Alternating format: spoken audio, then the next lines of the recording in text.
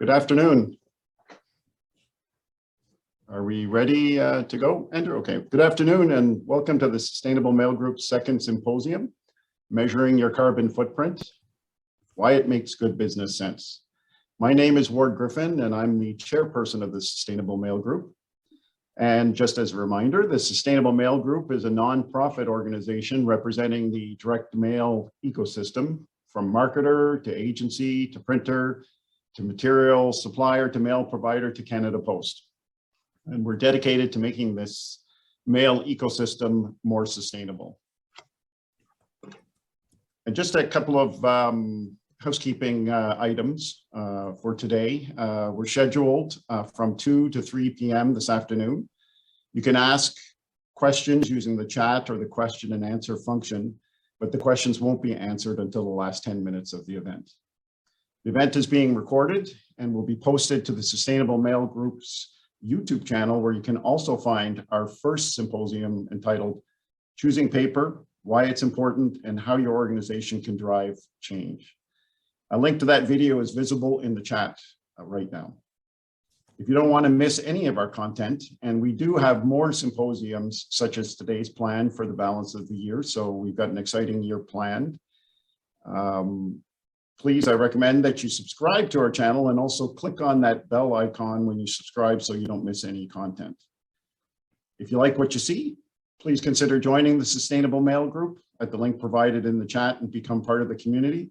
We're a growing community with over 50 members, and our goal is to expand that so we represent the full direct mail ecosystem as much as we can. So please consider joining the Sustainable Mail Group. And I also wanted to announce today that as of March 1st, Andrew Gustin has been in the role of Executive Director of the Sustainable Mail Group. Andrew's deep experience in sustainability and in our industry will be invaluable for pushing the mission of the group forward.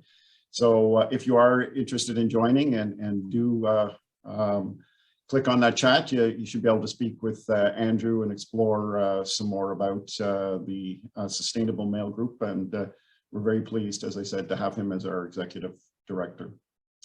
So let me hand over to our moderator for today's event, Amanda Chor. Amanda is the Sustainability Manager at the Sustainable Mail Group's member, Hemlock Printers. She is responsible for managing Hemlock's sustainability portfolio and embedding sustainability into the organization's business strategy. So with that, over to Amanda, and I wish you a great session today. Thank you. Thanks so much for the warm introduction, Ward, and welcome everyone to our second symposium. It is an honor to be moderating this session with our expert panelists who are so knowledgeable about all things carbon footprint. So what you can expect from the symposium and our conversation today is just an enlightening discussion with our four panelists who will share their take on carbon footprint assessment that can help you determine what your next steps are in your carbon reduction journey. We will hear from environmental experts who guide businesses through the process of collecting data, measuring and reducing a business's carbon emissions, and then hear from the business leaders themselves who will walk us through their journey working with these experts. So feel free throughout our conversation to pop questions into the chat, and we will try to get around to them by the end of our discussion here today. Without further ado, let's get things started with a round of introductions. So panelists, welcome. Please say your name, organization, title, and one sentence about yourself. And we'll start things off with Radical Climate Smart. Christine, hello. Great. Thank you so much for having me. I'm Christine Vanderwill. I'm with Radical Climate Smart, and I'm very passionate about helping businesses on their sustainability journeys. Awesome. And Luke? Thank you. My name is Luke BATTCOCK. I'm a consultant researcher for primedata, and I'm very passionate about the intersection between data analytics and how to drive sustainability conversations forward. Excellent. And now on to our business leaders. We'll start with Scott. Hi, thanks very much, Amanda. I'm Scott Gray. I'm Executive Vice President of the Mitchell Group. Mitchell since 1928. We're a group of visual communication companies in British Columbia. There's Mitchell Press, Mitchell Digital, Project 28, and Trade Bindery Services Pacific, Bindery. We're just really excited to be invited to discuss and share our journey. Awesome. And then last but not least, Steve. Hi there, Steve Falk. I'm the president of Prime Data. We're located just north of Toronto. We're a direct mail production company. We advise customers on how to use direct mail, and we produce a ton of it. And a year ago, maybe a year and a half ago, I had no idea of the carbon impact of our business, but I was really curious, and I really enjoyed the last year and a half learning a lot more about it, being involved in this group who's so interested in studying it and sharing information about it. It's been a great process. Fantastic. Thanks for all the introductions to our panelists, and we'll get started and jump right in. I'm going to be speaking with Christine first from Radical Climate Smart. Christine, thank you so much for joining us today. Thank you so much for having me, and we couldn't do the work that we're doing without leading industry associations like SMG and the leadership of the businesses on this panel. Excellent. Yes, yes. SMG is doing a lot of work to make sure that we are educating our audience on sustainability. And we're seeing more and more organizations setting carbon emission reduction targets, announcing that they'll be net zero. We even see Justin Trudeau announcing an ambitious climate plan with Canada aiming to achieve a net zero economy by 2050. So a lot of climate talk going on right now. And for a lot of businesses, it feels a little bit overwhelming as to where to start.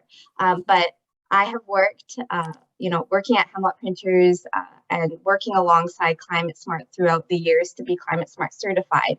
I understand how important it is for businesses who are starting their journey to be a part of programs like Radical Climate Smart. So first and foremost, what is the Radical Climate Smart program? Can you tell me a little bit about how it helps businesses take that first step? You bet. So in a nutshell, Radical Climate Smart enables small and medium-sized businesses to measure and reduce their greenhouse gas emissions, also known as their carbon footprint, with a business case approach. And we started back in 2010. And at that point, there was really a void in the marketplace to help small and medium-sized businesses that wanted to take action on climate, wanted to measure their carbon footprints. And so we developed a software tool in-house and a really unique training program to guide businesses, in particular small and medium size, through the process of measuring their footprints, and again with a business case approach. And interestingly, over the past decade, we've also attracted larger businesses who like our approach of coupling training with the software, and more businesses in the States as well, not just Canada. Excellent. No, that it's a wonderful program, I can say for sure. And so why exactly did Climate Smart decide to focus on small and medium-sized businesses? Great question. I really appreciate that. So, back in 2010, there was, really a void to help small and mid-sized businesses. On the one side of the spectrum at that time, there was, really large consultancies like a KPMG or a Deloitte doing great work, but, really geared to working with Fortune 500 businesses and charging, $30,000. And then on the flip side of the spectrum, there was, perhaps resources online put out by David Suzuki Foundation that weren't necessarily geared towards the business community. So we really took that middle path to help businesses in a way that, again, combine that training with the software. And we have been very passionate about helping small businesses because they make up 98% of Canada's economy. And, there's, really so much potential if we can engage small and medium-sized businesses in climate action. They need to be key players. They need to be at the table. And that's really our mission. That's incredible. And yeah, given that small to medium-sized businesses take up so much and such an important part of our economy, it's great to see an affordable program that's intuitive like Climate Smart. So I think a lot of businesses would be curious to know what different ways and options they have to track their carbon footprints. Great question again. And I appreciate that because Climate Smart is, one of many options out there now in the marketplace for businesses. And we know, we're not for everybody. We take an approach that's focused on training up key staff within businesses like yourself, Amanda, that want to add carbon footprinting to their skill set and, really want to understand the activities behind their operations that contribute to their footprint. And so we're, again, one of, many options for businesses that, again, are small, medium-sized business and have staff like yourself that want to add footprinting to their wheelhouse. Absolutely, absolutely. And so, yeah, I guess I'm really curious to know for a business who's just stepping in, wondering if they should be Climate Smart certified or join a program like this one. Can you give like an overview, a step-by-step of someone joining the program, what that kind of experience is like? Great. So when a business signs on, they will first and foremost attend a small group training session. They're live online with other staff within businesses that are just diving into carbon footprinting. And that's about 2.5 hours. And we do, 3 to 4 of those over the course of about 4 to 6 weeks. And each training session is going to take the business, guide them through the process of first measuring their emissions, then developing a reduction plan, and then being able to communicate that internally and externally. So those are the core steps that a business takes. And in that very first training session, we are going to help businesses to map out what activities in their operations comprise their carbon footprint. And oftentimes that'll look like, heating and cooling. If there's a warehouse or office space, it's going to be looking at, if there's a fleet of vehicles in a business's operations. It's going to also be looking at waste and paper consumption as well. We can also help a business measure their staff commuting. And then over the last couple of years, with the pandemic, we also pivoted to help businesses to measure the carbon footprint of their staff working from home, because we know that'll continue to be the new normal. Absolutely. Yes. So many changes, but I see how flexible the program is. And again, that intuitive approach of measuring and then reducing and then communicating that with their audiences as well. So I see a lot of value add there for sure. So, very, very cool to see the whole measurement process. But what's the next step? You talked about reducing. So could you maybe speak to a little bit about how you help different clients reduce their emissions? So for sure, first and foremost, we want businesses to measure. We really follow the old adage that to reduce, you first need to measure. So to manage, you need to measure. And so when a business maps out their carbon footprint, they're going to see where their largest sources of emissions are, and then they're going to see where there's opportunities to reduce. So after a business enters in key inputs into the software platform, there's going to be some data visualization where they can see, at a glance, oh goodness, my largest sources of emissions is actually my equipment, or my electricity use, or my waste stream. And then we will guide businesses through the process of developing a reduction plan. And that reduction plan is going to have short-term solutions. It's going to have longer-term, maybe wish lists, activities that a business can undertake.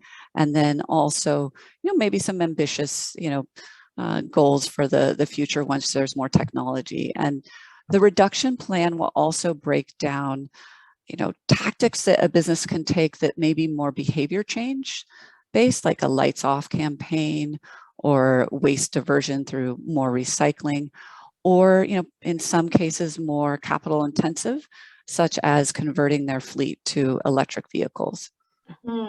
Yes, so many opportunities to, first measure your footprint and then figure out what works best for your business on how to go about reducing that carbon footprint. I really love that. And you spoke about kind of all those different ways that a company can reduce their footprint. But I guess what are some of the trends that you're seeing of the top ways businesses are reducing their carbon footprint at this time?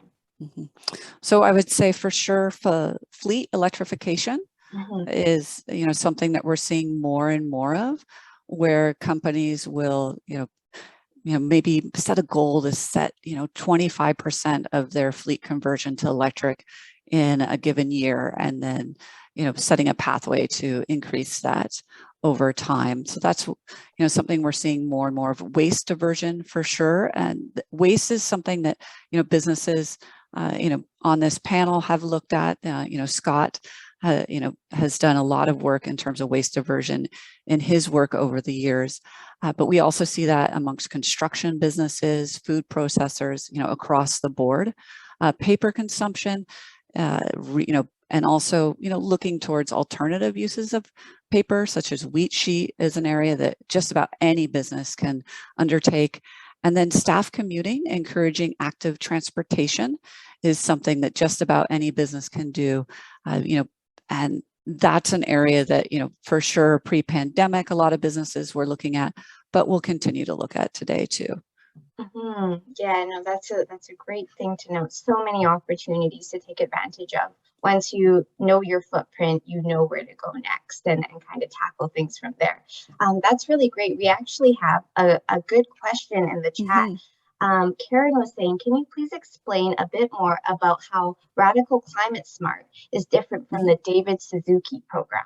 Yeah, so I would say first and foremost, we have a software platform that we've developed in-house and has been optimized over the last decade. And now that Climate Smart is part of the Radical group, we're investing in that software platform more and more. And so that's something that we're able to offer that would be distinct from the David Suzuki program.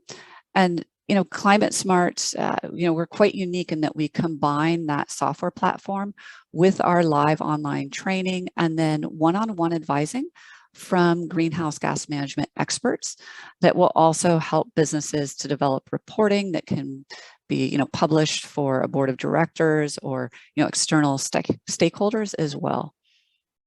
Excellent.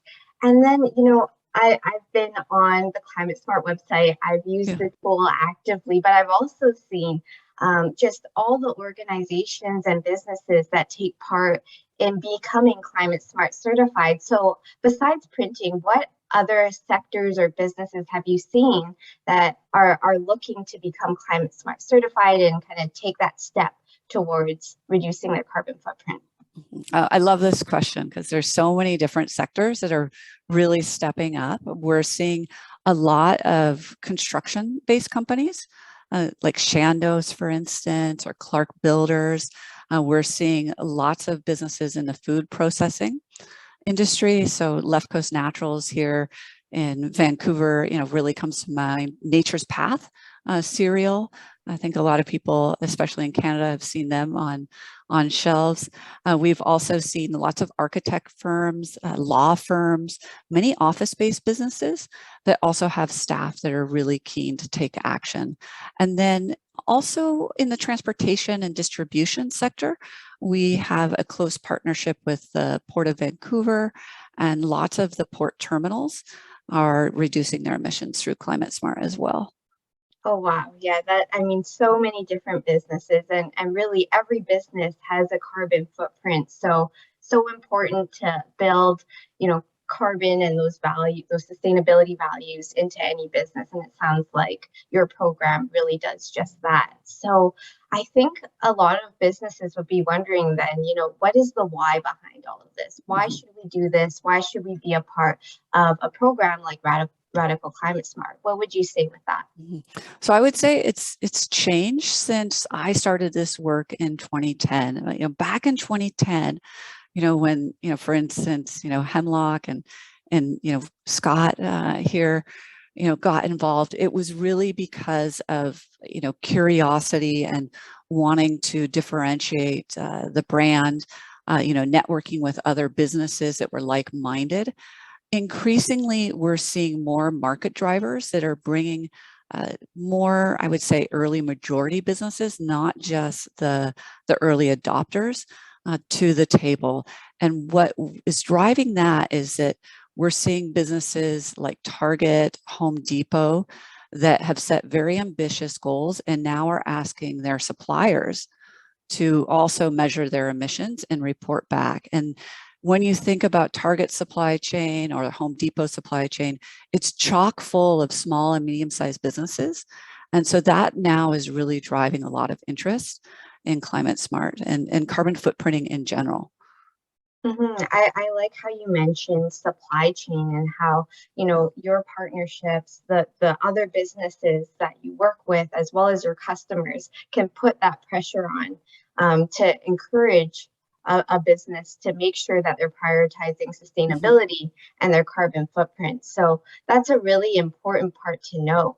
Are there any other reasons or like a business case as to why a business should go down that road? Anything additional you'd like to add? Yeah, I would say, RFPs, bids and tenders, increasingly, I think that's why a lot of construction sector businesses are participating in climate smart, and again, other footprinting options as well. Is that increasingly, for instance, YVR Airport, they might put out a bid or tender for a construction project, and they're asking questions about what is your company doing to mitigate its environmental impact. And so being able to cite that a business is climate smart certified and that they know exactly what their footprint is, having that quantifiable data will really give them a competitive advantage. And then also, I think, what we're seeing is that more and more companies are investing in staff like yourself, Amanda, that, want to build up their skills in footprinting. And so having the training and the software, really are tools that can be utilized. And more companies are investing in sustainability coordinators, sustainability staff across the board. No, excellent to hear that, there's so much more buy-in in sustainability and that true commitment there. But there's also another flip side to this as well, which is regulations, which might be a little bit of a reactionary approach for some people. So are these regulations, coming in, and how is it impacting small and medium-sized businesses? So a year ago, I would have said that it was purely market driven. It was, larger companies like the example of, Target, having a ripple effect into their supply chain. But just in the last few months, the SEC, that's the Securities and Exchange Commission in the United States, has published some proposed rules around supply chain engagement and climate disclosure.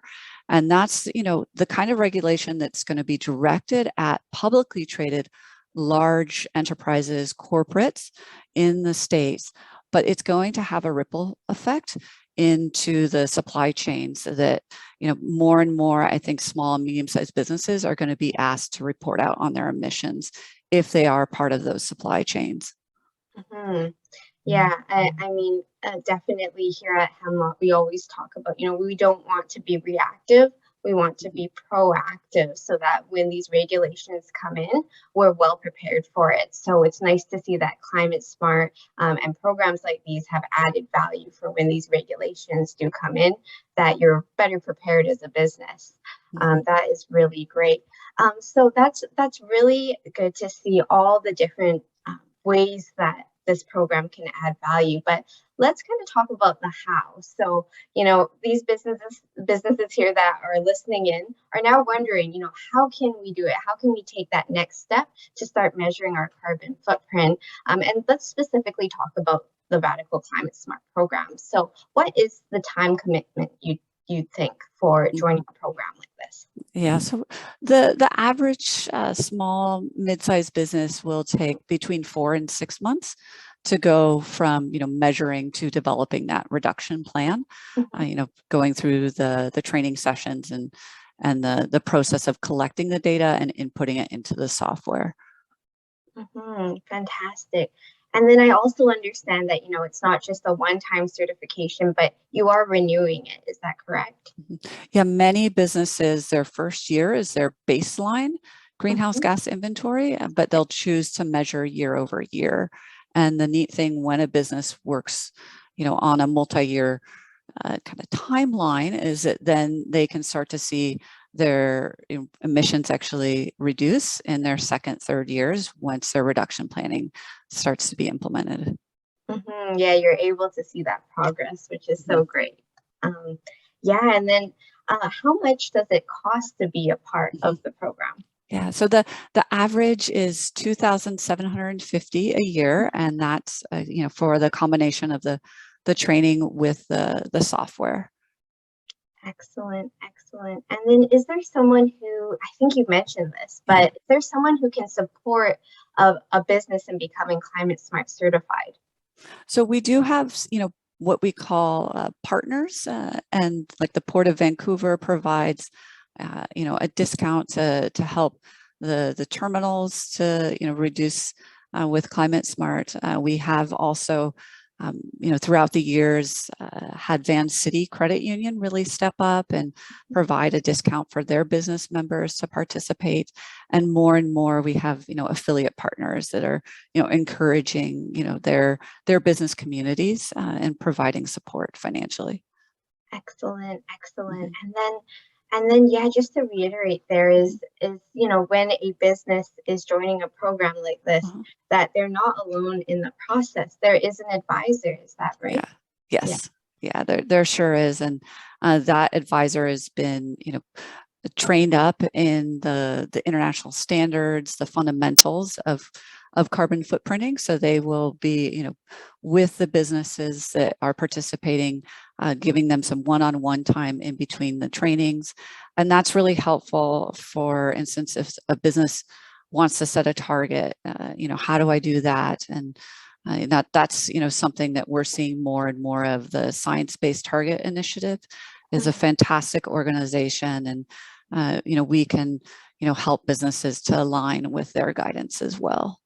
That's fantastic. Yes, I've heard a lot of great things about the science-based targets. So it's great to hear that, Climate Smart is able to align with that, help businesses in that aspect as well. Definitely a conversation that I will have with my climate advisor after this call for sure. And so, yeah, I think that's all the questions that I have. Christine, do you have any kind of last words about the program or about, carbon reductions that you'd like to say? Yeah, I would also just add that, we can also help businesses that want to go carbon neutral. So if they want to explore that, go, above and beyond measuring and reducing, but also purchase offsets, we can help a business through that process as well. And that's something that, not every business chooses to. It's an option, but we're certainly equipped to take them through that process. And our parent company, Radical, can also provide the offsets. Yes, measure, reduce, communicate, and then consider offsetting.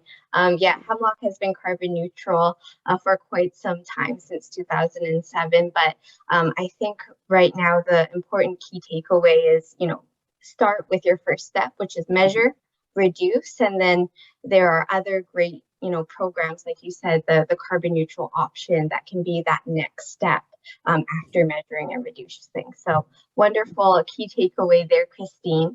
Thank you so much for contributing to this conversation. Really appreciate it. And Thank you. Absolutely. So we're just going to move right on ahead to Mitchell Press. We will be now speaking to the business leaders on their experience with programs like Radical Climate Smart. So Scott Gray is the Executive VP from Mitchell Press. Scott, thank you so much for joining us today. It's my pleasure. Thanks very much. It's an exciting opportunity to share with everybody. Yes, for sure. And so, we want to hear from a business leader's perspective on what it's like to work in programs like these. So just really broadly, walk us through your experience of being Climate Smart certified. Yeah, sure. I started working with Climate Smart in my previous life in 2010. And when I moved to Mitchell 5 years ago, that was probably one of the first partners that I really felt necessary to bring over and do an audit and educate the people here as well. So we were ready at that point to get serious about understanding our contribution to being progressive and sustainable visual communicators. So at that point, this was 2018, we found a in-house sustainability champion. We ended up creating a hybrid environmental coordinator front of house position, because a lot of times when you get into it, you can't just go and hire somebody right off the bat. You need to get it growing from the ground. So this person took the training along with myself, and I felt it was necessary that I was involved in it. I need to understand, get a really good snapshot. I had done it previously, but what's really important is that you get buy-in from senior leadership of your companies so that it's a top-down approach. If somebody at the middle is going to be speaking up and down, it can have some impact, but it's not always going to be as impactful. So upon training, we established our baseline footprint. We then reviewed and then produced and published our first sustainability report. And that was really a big moment for us because it's a big deal and it takes a lot of work and effort to do it, but the team really connected. And so we've since published an update in 2019, full disclosure, I'm late updating with my 2020 data, but that's coming. The neat part was we started to share the data, and we really started sharing it with our team members and our partners and our clients. It was really cool, the impact internally on the culture of the organization, because everybody just thought it was just the right thing to do. You got to recycle, you got to do all these things. But what we measured, we found out we were actually doing a lot of things right, but we learned where we could identify really big key areas of improvement. So we identified 4 areas over that term. We wanted to increase our use of FSC certified and post-consumer recycled paper. We wanted to further get net energy savings through manufacturing improvements, transportation of materials between trades, between clients and ourselves. And we wanted to expand on our recycling program. We thought it was pretty good, but we found out we could do a lot better.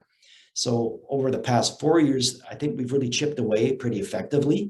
The use of FSC and recycled, as of a year and a half ago, literally everything we purchase is FSC certified at minimum, if it's available that way.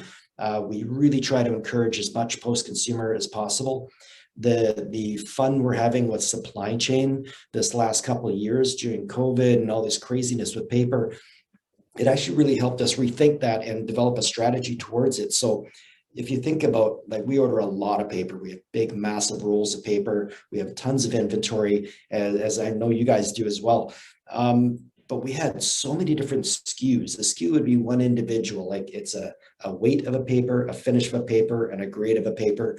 We probably had 140 SKUs at that time. So we narrowed down, using this strategy, we narrowed down by 60%. Our SKUs. So we went from 8 roll sizes to 3. Everything is FSC. You're not getting virgin, you're not getting FSC 10%, FSC, whatever. It just really eliminated a lot of that. So it allowed us to go really narrow and deep into inventory. And that worked fantastically with our paper suppliers. One of the beautiful things about carbon footprint and the paper world right now, because most of the paper, I'd say all the paper we buy is from North America. We don't buy anything offshore. And not a lot of people know, but most of the paper is made and manufactured in Eastern United States. So it's a lot of transport back and forth.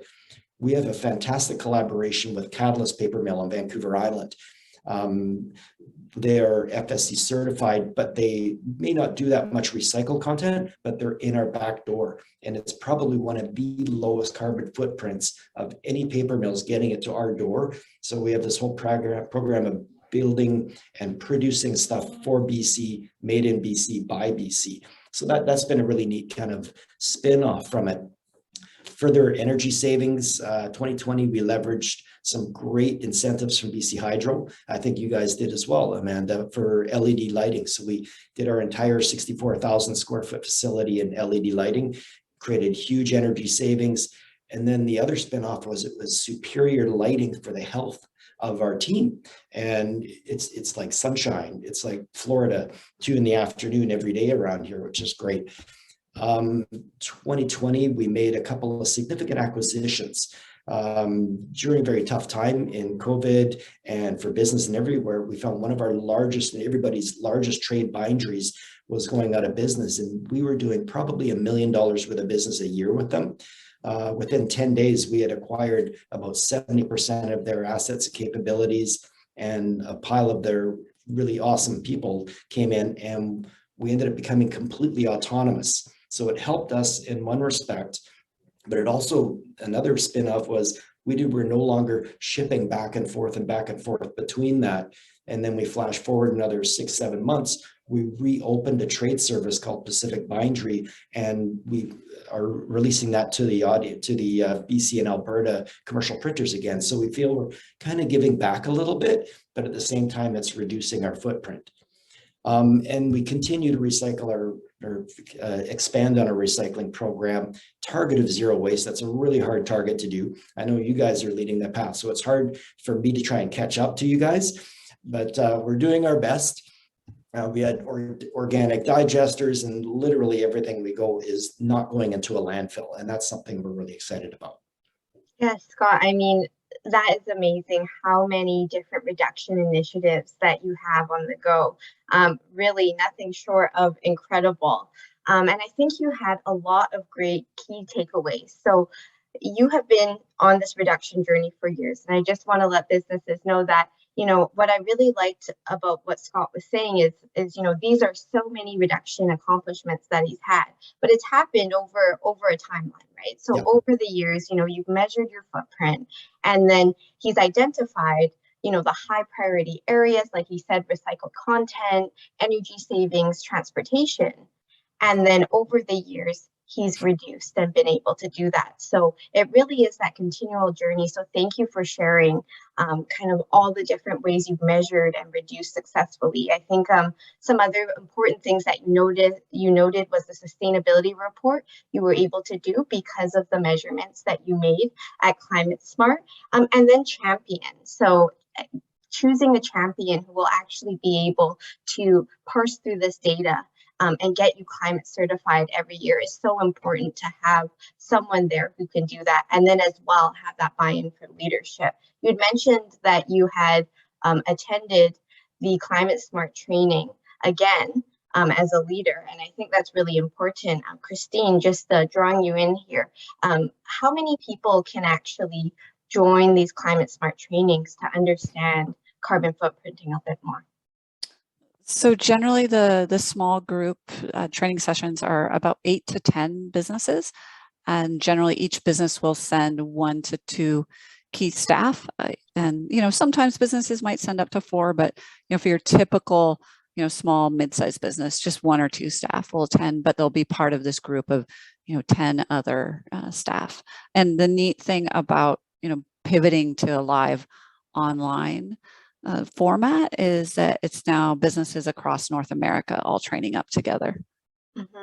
Excellent. Yeah, and great way to, you know, forge new relationships and network as well, which is great. So yeah, getting back to a few other questions. I think, Scott, you've explained all the wonderful benefits of measuring and reducing so far, but can you kind of break it down to the key benefits that you've seen? Yeah, for sure. I'd say the biggest takeaway for me right off the bat was doing your footprint really gives you a stake in the ground, because you can't measure anything until you have a fixed point in the ground. And then you can measure physically how you're doing better, how you're actually going backwards. And this is something that kind of surprised us after our first year. We were really surprised that, oh my gosh, we're going backwards on certain aspects of it. But then you really look at your business going, okay, well, we actually have increased the business model and we're doing some great moves there, but it's identifying new areas where you can actually reshape it. One of the things that really came forward for us as well was, like, you want to put a cost analysis on, well, if I do this, how much more business am I going to get? It's really difficult to put that into figures, but you can probably much more easily determine how much money you're going to lose and how many opportunities you're going to lose out on. If you don't do this, Christine made the point earlier about RFPs. We were just awarded 2 significant 7-year contracts this last year. It took a long time to get there, but a big component of that is your environmental mandate. And what do you think? You look at all these RFPs and they grade it. Price is 15%, ability is 40%, environmental mandates and what you're doing for it is 7 to 10 to 15%. It's getting stronger and stronger. So if you don't have a really effective story, you're going to lose out on the opportunity. You might have the best widget and the best price, but you're going to lose out to me because I've been doing all that research and that hard work in the background, or you're going to lose out to Amanda. So it's intangible. All the chief financial officers of the world take notice that we're not going to guarantee you're going to get that work, but it's going to put you in the game that much more and that have you increase your success rate. So really, you just got to talk to your clients. We found out so many clients when we started talking about it, they were asking us, well, how do you help me out? What is in it for me? And so we just tell them, I said, well, we've been tracking your information for 5 years, for 10 years, and we have all that data. There's other recycling initiatives put forward by the government. Some have been popular, some not so popular, but some companies are getting audited. Well, how much paper are you causing to go into the recycling chain? By the way, you need to pay $20 a ton. Where did that come from? Well, we have all the data and we have all the input that we can provide for you, and we can help you navigate through that information. We can also start consulting on, don't print 100,000 things, print 10,000, be more focused, be more precision and like a sniper. And so you're going to go after a person, and that's going to give you much more bang for your buck. That's why we have a group of 4 unique business silos, so we can take web analysis and data and add it to the print component, help our clients make intuitive decisions on their marketing strategies. And it's not just how many widgets do you want? How cheap is it? No, it's going to be how much bang for your buck. Absolutely. And I love those key takeaways. Partnership's so important. It sounds like you're helping your other businesses and partners along the way with all the measurements you've been doing so far, and then competitive advantage. I see that as a key theme there. So thank you so much, Scott, for giving us some insight as a business leader on what your experience has been with Climate Smart. It really does give us that kind of insight firsthand. So thank you very much. And we'll now move on to Prime Data and have a conversation, shifting over to the conversation about how Prime Data has done a deep dive analysis on their carbon emissions. Welcome to the conversation, Steve. Who is the owner and president of Prime Data, and Luke, the carbon consultant who has been helping Steve and the company along the way. So Steve, I do understand that you did not use the Climate Smart program to measure the carbon footprint of your organization, but instead worked with Luke on carbon measurement. And congratulations, I heard just very recently that you launched your carbon neutral direct mail program, the first net zero carbon direct mail service that offsets all emissions from the tree through the mailbox. So a big congratulations with that on your carbon journey. So I'm just going to start off with this question here. So why did you decide to get a better understanding of your company's environmental impact and have Luke come on board with that? Well, thank you. And thanks for hosting today. I would like to just point out that it's people like Hemlock and Mitchell which sort of inspired us. So part of the answer to the question is we could see other printers who were doing it, but we're rather than being more diversified printer that has a number of different things that we do, we're basically a direct mail producer. So we were able to sort of focus in on that one category. And I guess if you look back about 1.5 years ago, I just started reading more and more about how larger companies were taking a stab at understanding their greenhouse gas emissions. And I really wanted to understand the impact from a standpoint, like we're a media company, essentially. We use direct mail to communicate and help our clients use that channel in amongst all the other channels. And I knew there was an impact, but I just decided I had to know, like from the tree all the way to the mailbox. And I really, to me, that was the question. Like, it was one thing to know what my plant was doing, but I really wanted to know and be able to explain to myself and maybe my conscience too, and to my clients, like, what is the impact of saying this to a customer or to a donor of a charity? We do a lot of fundraising direct mail and auto direct mail and other, consumer products and stuff. So like if somebody asked the question, what's the emissions impact of this message I'm trying to say, I wanted to be able to understand it. So I think it comes from just ingrained curiosity, a love of the outdoors, or the feeling that the planet needed a little bit of a hug, and maybe there would even little companies could do something. So that's wonderful. Yes, the planet really does need a hug and needs leaders like everyone here to kind of forge a path and be a leading example with carbon reduction. So it's really great to hear that you had that curiosity and to dive kind of deep into the data and figure things out. So I guess my next question would be, what has the data enabled you to do? Well, maybe I'll throw that to Luke. Luke's been kind enough to join us here from the United Kingdom. He's getting ready to start a new job in France, and he stopped off there. But Luke, I met Luke basically at a social gathering a year and a half ago, and he was introduced to somebody who was doing some carbon gas inventory work, and that I said, well, with my curiosity and your ability to throw numbers around, I bet you we could do something. At the time, I hadn't heard of Climate Smart or anybody else that was really doing it, and I was just trying to throw some ideas against the wall. So, I mean, I'll throw it to you, Luke. Like, what your data that you've been playing with? What's the kind of stuff we're doing with it? Yeah, well, thanks, Steve. And I've been sort of involved on the technical end. Steve's the kind of communications expert. I'm a greenhouse gas person. I won't call myself an expert.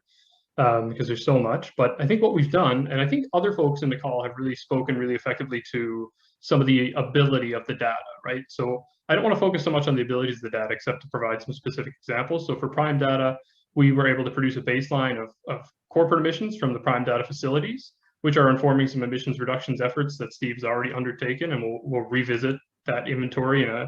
We started with the 2019 baseline because of pandemic disruption, so we'll probably revisit for a 2021 or 2022 analysis to see how have changes that Steve has implemented at the company made a difference just on that base level. So he's installed some heat shields in the warehouse to try and reduce heat loss, just some basic energy efficiency techniques that are going to affect that corporate line on the inventory. But like Steve said, we wanted to go life cycle. So what the data has enabled us to do now is look more specifically at paper production choices, weigh the merits of recycled content inclusion, weigh the merits of where the paper is being sourced from, and sort of importantly for Steve, I think, Steve, you mentioned as sort of a project goal from the beginning, is the ability to inform your clients, many of whom are fundraisers with sustainability goals in mind, about what is the actual impact of mail. Because we have this preconceived notion, and I had it coming into this project, that, well, mail, paper, it cuts down trees, it must be worse for the environment than emails and website visits. But that's not necessarily true. And so being able to quantify that, explain it, starts you down onto that path of a number of different reductions that Steve's already started some. He's launched the carbon neutral direct mail program, but there's other kind of developments coming down the pipeline as well. Yes, so many opportunities once you have that data there to inform you, which is really great. And so I also heard that a study was published by you about GHG emissions from direct mail. So how can others benefit from a study like this one? I'll throw it over to either Steve or Luke for this. I'll start, Luke, and then I'll see what you can add to. But I mean, we always wanted to make this information public because we knew we were talking about our own building, and that was one thing. But we wanted to share what we learned a little bit about the paper, but downstream of us is Canada Post, and that was an unknown. In fact, as far as we can tell, we're the first organization to look at a postal service and try and figure out what the greenhouse gas emissions are of a difficult envelope. And Luke, what can you say about that except ask more questions if anybody wants to know, right? Like, I mean, I think, a key word that I would put on it is synergy. Like, other folks have spoken really effectively to the benefits, but I think the abilities to synergize where, okay, now we have an estimate for mail and paper. And so if another print company were to want to look at their emissions and do an inventory of their products or their warehouses or their facilities specifically, we could plug that in then to sort of a life cycle estimate that we've developed and get a picture. It might not be the perfect picture, it might not be the complete picture, but a picture of where you fit into the overall cycle. And so having that wider understanding of the life cycle that we've developed, as Steve has mentioned, is sort of allowing for some larger conversations that can go through the industry. And I think there's great opportunities for synergy there with manufacturers. We're working with some paper manufacturers now to update our information and sort of hone in on specific plants, and also work with key partners like Canada Post, who are also constantly working to refine and improve their sustainability calculations. And so every time they get more precise, we can plug that into our calculations and get more precise ourselves. So really just laying that foundation, opening the conversation, and building and synergizing on the work that we've started, I think has been a good summary of what I've picked up from your theme, Steve. And it's open source too. What we've done is we've published it. If you go to our website, you can look in the blog section. There's a link to Luke's report.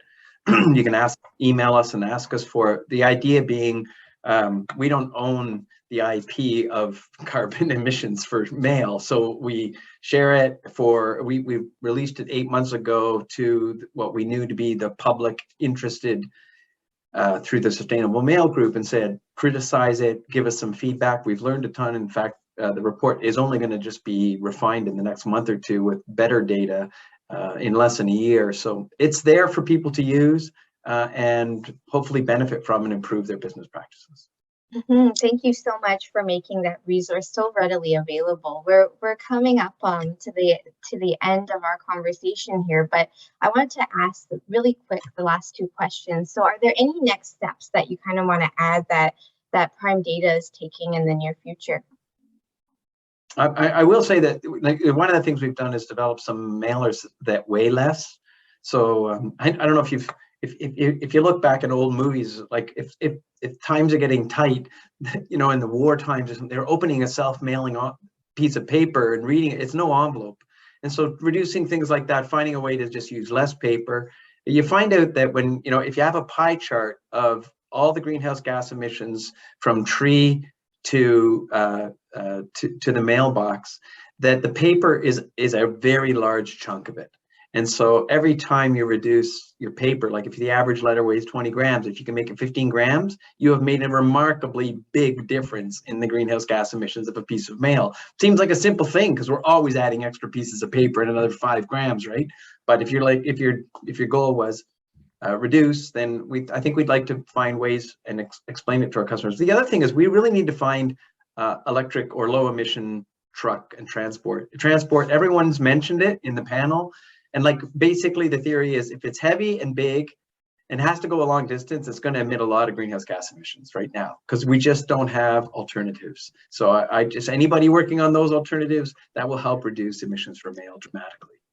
Excellent key takeaways there. Thank you so much, Steve and Luke. And again, congratulations on your carbon neutral direct mail program.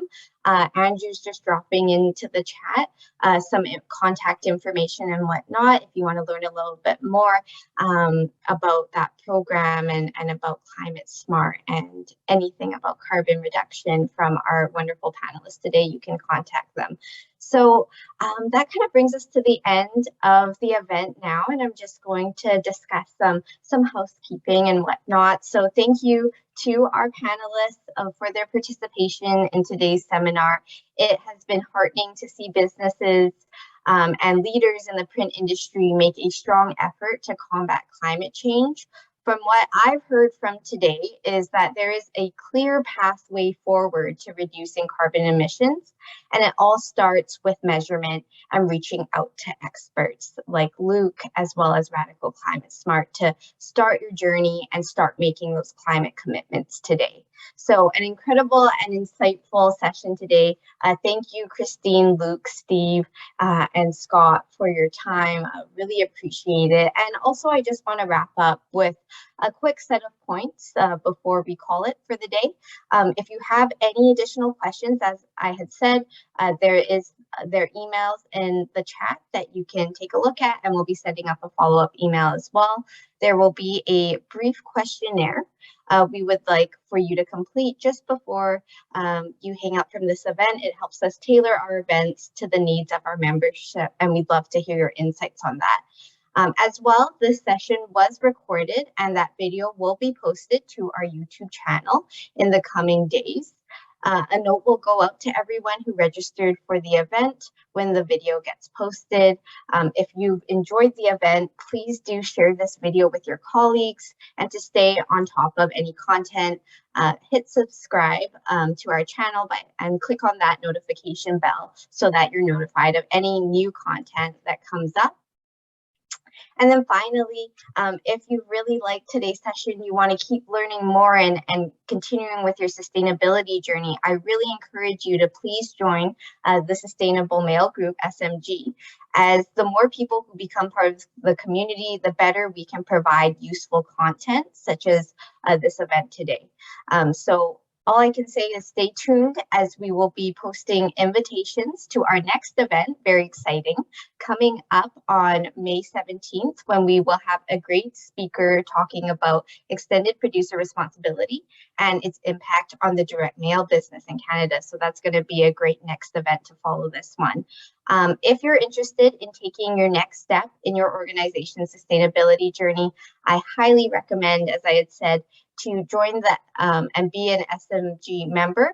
You can get access to potential future discounts, such as with our spectacular partners like Climate Smart, perks, and other great events. So really join SMG, and we can continue the sustainability journey together. Thank you so much, everyone.